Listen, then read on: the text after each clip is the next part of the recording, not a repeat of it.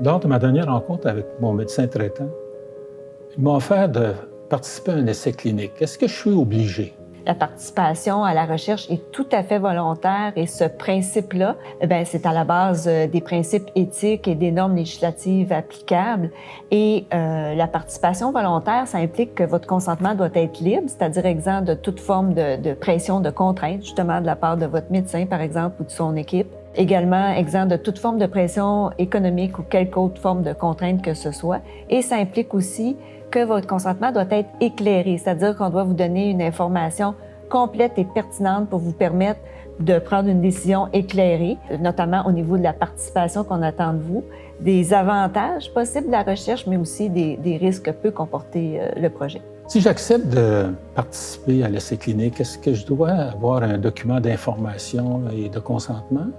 Oui, en fait, on va vous remettre un formulaire d'information et de consentement pour que vous puissiez le lire. C'est un outil, en quelque sorte, dont on sert pour vous donner toute l'information nécessaire pour vous permettre de prendre une décision éclairée.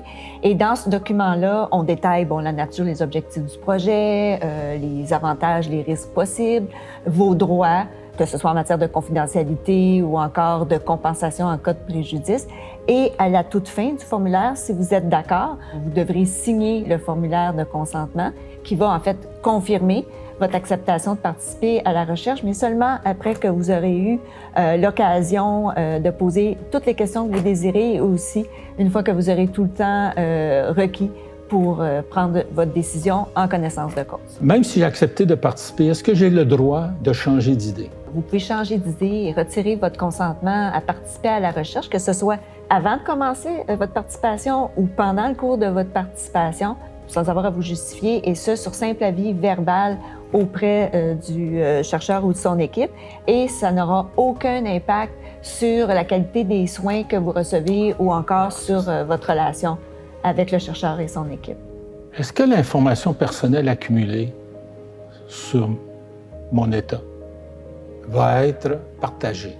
Oui, elle va être partagée, mais il faut savoir que le comité d'éthique de la recherche s'assure que les données qui pourraient servir à vous identifier, comme par exemple votre nom, votre date de naissance, votre adresse, soient soit dénominalisées, c'est-à-dire codées, ou encore complètement anonymisées, et donc dans les faits, ce soit en principe pas possible de vous identifier. Alors comment puis-je être certain que l'essai clinique proposé est sécuritaire?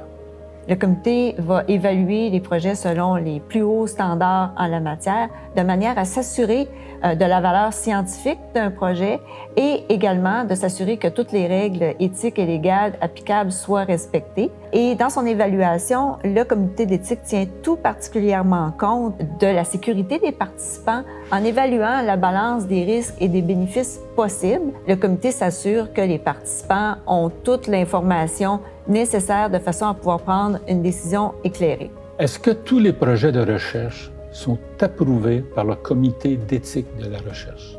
Seuls les projets de recherche qui ont fait l'objet d'une évaluation scientifique et éthique rigoureuse et qui répondent aux normes éthiques et légales applicables sont approuvés par le comité d'éthique.